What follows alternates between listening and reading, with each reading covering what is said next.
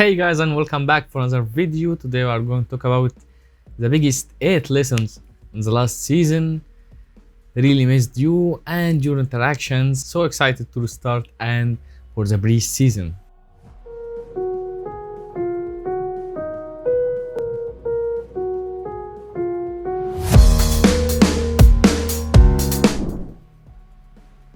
After the new fixtures being announced, FPL site is going to launch, I think, and believe this video is a pivotal one in case you want to improve your performance and looking forward to better rank for this season. Watch it till the end of the video to know all the 8 secrets I reached after doing some research about the last season, know my explanations and how to apply it.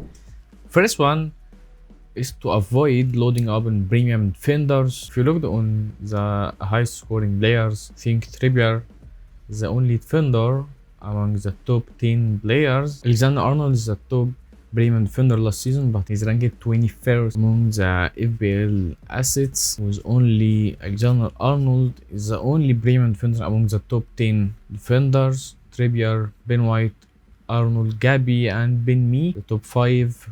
Even Fabian Schär, Mings, Burn, Botman and Stubinian, all of them are mid-priced or even budget options. Van Dijk and Robo was ranked 11th and 13th respectively. In addition, Trippier was priced as 6 million, but if we looked at his price at the start of the season, it was only 5 million, so I can't consider him as a premium defender. So I was surprised that Diaz from Man City scored only 80 points last season.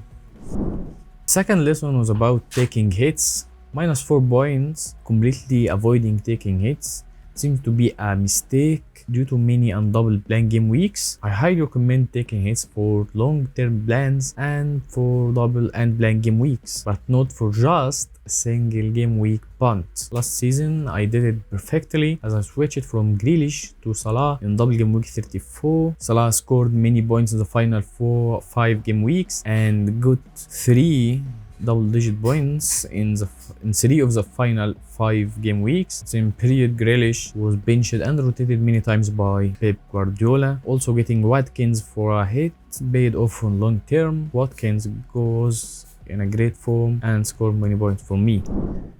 Third tip is about the form versus fixture. I highly believe in the form and prefer to go with the form over fixture. Yes, Harry Kane was a fixture proof last season. Rashford and Wilson as well are very good examples for this. Harry Kane only blanked once since game week 27 till the end of the season. He also returned in game week 32, 33, 34 when he played against Newcastle United, Man United and Liverpool. Scored 30 goals and 9 FPL assets, was huge.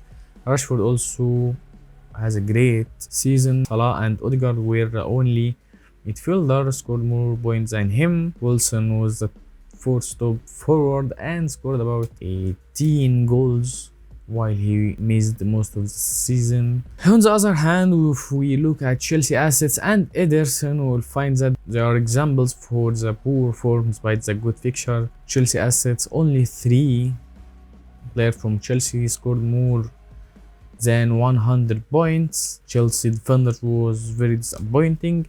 Ederson kept only 1 clean sheet during the last and the final 10 game weeks the last season. Tip number 4 was to avoid Pep and Ederson as well. Pep can rotate anyone in his team, even Kevin De Bruyne and Ederson. I think if you are going to load up Man City for the new season due to their good fixture, you should prepare your bench well and be ready for any rotations can happen. Ederson concedes from only 1 shot on target. As I mentioned, he kept only 1 clean sheet for the final 10 game weeks last season, ranked 11th among goalkeepers for FPL points. He is the 6th for clean sheet as well, so disappointing for his price and highly recommend avoiding him. When to go against Erling Haaland, when to go with the differential captain. Yes, I captained Erling Haaland for the most of the season and many times he returned it and helped me, but you should decide when to go against him. I also did it perfectly for the final 4 games of the season. Went with players like Mo Salah, Harry Kane, Bruno Fernandes, Wilson and JOTA in playing game week 32. All of them returned and were very good decision from me. I think it's all about when to go against Erling Haaland. Your decision timing is very important.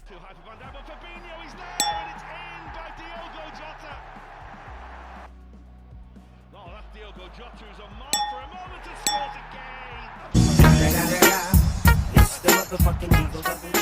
It's the motherfucking Eagle.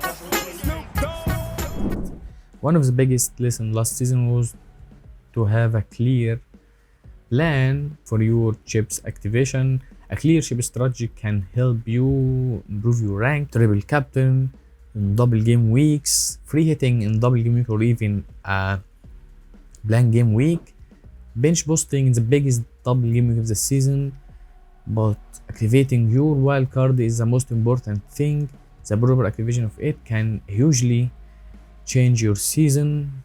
I think the first wildcard is always team dependent. The second wildcard should be prior to the biggest double game week of the season and just prior to your bench boost activation.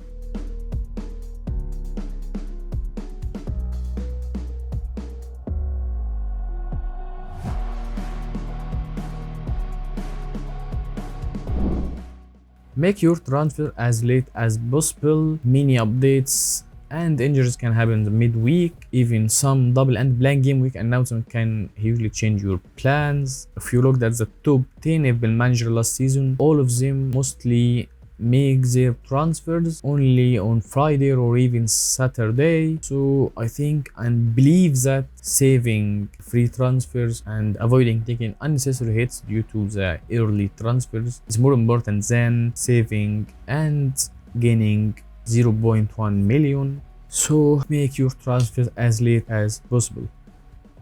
I just noticed that many of you don't watch all the videos and team selections from the last season. I think you should turn on notifications for all videos so you won't miss any video for the preseason and for the next season as well. I recommend watching these 5 tips from the previous world number 1 about how he play and the best tips he follow. Thanks guys for watching. Kindly do a like, subscribe if you find it helpful, and your comments are welcome.